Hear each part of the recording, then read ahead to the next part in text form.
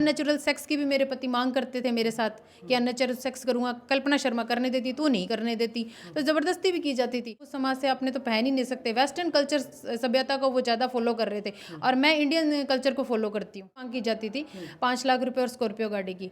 तो देखिए मारपीट भी की जाती थी, शराब पीने के लिए मुझे मजबूर किया जाता था कि शराब पियो मेरे साथ, ठीक है, और छोटे कपड़े पहनो, मेरे दोस्तों के साथ इंटीमेट हो तुम, इसके लिए मुझे प्रेशराइज किया जाता था। साथ में मेरे पति ने भी बोला था कि इसके मतलब मैं अपनी पत्नी की सेटिंग किसी गैर मर्द से करवाना चाहता हूँ अपने। हाँ जी। आप ही के पति है जो बीएसएफ में है और कॉल गर्ल से शादी कर लिए है। हाँ, बीएसएफ में 145 battalion Charlie company. Charlie company. कब से मैम शादी आपका कब हुआ उनसे? 2018 में हुई थी मेरी शादी। तो अब कब पता चला कि आपके पति है जो कॉल गर्ल से शादी कर लिए हैं? मुझे 2021 में पता चल गया था कि 2021 में उन्होंने कॉल गर्ल से शादी कर ली। उस लड़की से 2011 से रिलेशनशिप में है। तो आपको पता कब चला कि 2011 से उस लड़की से रिलेशनशिप में है? शादी के अगले दिन, शादी का मोबाइल के थ्रू पता चला था। फिर मेरे पति ने मुझे सारी कहानी बताई थी। मैंने पूछा कि ये गंदे गंदे मैसेज है, उसमें ये तक लिखा हुआ था और माँ बहन की गंदी गंदी गालियाँ थी, मादर कुत्ते तेरी मुंह मारने की आदत है। और इसके अलावा बीच में ही आई लव यू लिख रही थी। वो बीच में ये लिख रही थी कि मैं तेरे लिए अपना रेप करा सकती हूँ, नंगी हो सकती हूँ, तेरे दोस्तों के साथ अपने आप को मतलब इंटीमेट कर सकती हूँ, मतलब कुछ और लिखा था उसमें। तो वो गंदी सी बात लिखी थी, वो लिखा हुआ है। तो मैंने कहा ऐसी तो कोई वैश्या टाइप की लड़की होगी, वही लिखेगी ये सब बातें। आपके पति बताए थे उस लड़की के बारे में? हाँ, फिर मैंने पूछा, तब उन्होंने पहले तो इनकार कर दिया, फिर माता पिता का नाम लिया ना कि भाई मैं घर वालों को बताऊंगी ये सब। तब उन्होंने मुझे बात सारी मोबाइल खोल के दिखा दिया सारा, उसमें अश्लील वीडियोस थे उसके साथ भी। और आपकी शादी लगभग 2018 में हुई थी। आप कितने साल पति के साथ रहे? 1 साल। 1 साल। हाँ जी। 1 साल के बाद आप लोग अलग हो गए? हाँ, देखिए पहले मैंने मेरे साथ मारपीट की, दहेज की मांग की जाती थी 5 लाख रुपए और स्कॉर्पियो गाड़ी की। तो देखिए मारपीट भी की जाती थी, शराब पीने के लिए मुझे मजबूर किया जाता था कि शराब पियो मेरे साथ, ठीक है, और छोटे कपड़े पहनो, मेरे दोस्तों के साथ इंटीमेट हो तुम, इसके लिए मुझे प्रेशराइज किया जाता था। साथ में मेरे पति ने भी बोला था कि इसके मतलब मैं अपनी पत्नी की सेटिंग किसी गैर मर्द से करवाना चाहता हूँ। अपने दोस्त को बोला था कि इस साली को अपनी जाड़ तले दबा सकूँ। तो दबाने की क्या जरूरत थी भाई? तुम अच्छे इंसान बनते तो मैं अपने आप नीचे दब जाती। ये गंदी हरकत करने की तुम्हें क्या जरूरत थी? मतलब आपके पति बोलते थे कि मेरे साथ शराब पियो, दोस्तों के साथ घूमो फिरो, छोटे छोटे कपड़े पहनो। हाँ, तो मैंने बोला हम राजपूत समाज से अपने तो पहन ही नहीं सकते, वेस्टर्न कल्चर सभ्यता को वो ज़्यादा फॉलो कर रहे थे और मैं इंडियन कल्चर को फॉलो करती हूँ।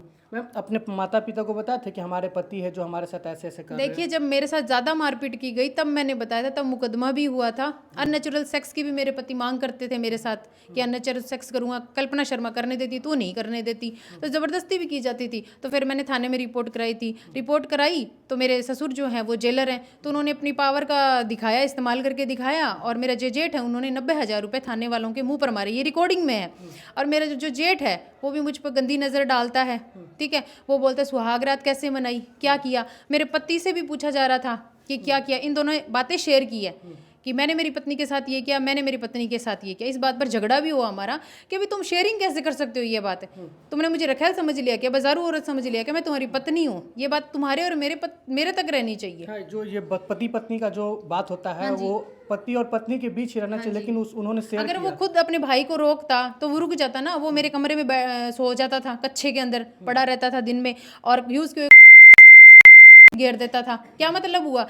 उसके नीचे, गद्दे के नीचे भी पड़े मिलते थे जब मैं साफ सफाई करती थी, चादर झड़काती थी तब। और जो सेक्स पावर बढ़ाने की गोलियां थी वो साइड में पड़ी रहती थी। तो मैंने मेरे पति को क्रॉस एग्जामिन के लिए पूछा था कि भाई ये गोलियां आप क्यों खाते हो। तो वो भड़क गया मुझ पर, बोला कि ये गोलियां मैं नहीं खाता, मेरा भाई खाता है, और तू उसको जाकर के बोल कि भाई ये गोलियां नुकसान करेगी। तो भाई मेरा जेठ लगता है, मैं कैसे कह दूँ उसको कि भाई ये गोलियां मत खाओ आप। ये आपका फर्ज बनता है कि आप बोलो, आपको शर्म आनी चाहिए, आप ये बात मुझको बोल रहे हो। आपके जेठ भी आप पे गंदे नजर? हाँ, गंदे नजर डालते थे। मेरे साथ मारपीट की जाती थी, दहेज की मांग की जाती थी 5 लाख स्कॉर्पियो गाड़ी की। मेरे फादर ने शादी के अंदर 10,21,000 नगद और 35 तोले सोना दिया था। लगभग 50 लाख रुपए शादी में लग गए थे, 45 से 50 लाख रुपए। लेकिन ये देखकर शादी नहीं की थी कि भाई बीएसएफ का जवान है वो। उस टाइम मेरे पति की सैलरी सिर्फ 30,000 थी। बीएसएफ में पेंशन योजना भी नहीं है। एक ईमानदार आदमी देख करके कि इसकी सैलरी में कोई भी रिश्वत का पैसा नहीं है, तो मुझे एक ईमानदार आदमी से शादी करनी थी। अभी आपके पति बीएसएफ में है तो अधिकारी को लेटर लिखे या जॉब भी कर रहे हो? वो अभी जॉब पे है? हाँ जॉब पर हैं और भी अधिकारियों को लेटर लिखे थे और सीओ से मैम ने भी बात की थी।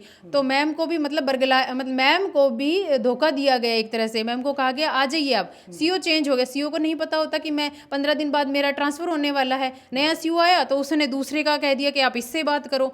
मैम वो तो यहाँ पर है ही नहीं, वो वहाँ पर है, तो आपसे बात नहीं हो सकती। क्यों नहीं बात हो सकती? मैं उसकी पत्नी हूँ, बात तो मुझे उससे बात करने से कोई नहीं रोक सकता। कानून के बात को नहीं रखा गया वहाँ? नहीं रखा गया, वो उसको बचा रहे हैं। उसने खुद नहीं बोला था कि मेरे जो बड़े ऑफिसर लोग हैं वो मुझे बचा लेंगे, तो कुछ भी नहीं बिगाड़ सकते मेरा। कल्पना शर्मा है, ये पैसों के लिए कल को कोई ज़्यादा पैसा देगा तो मेरे पति को मरवा देगी बीच में रास्ते से हटाने के लिए।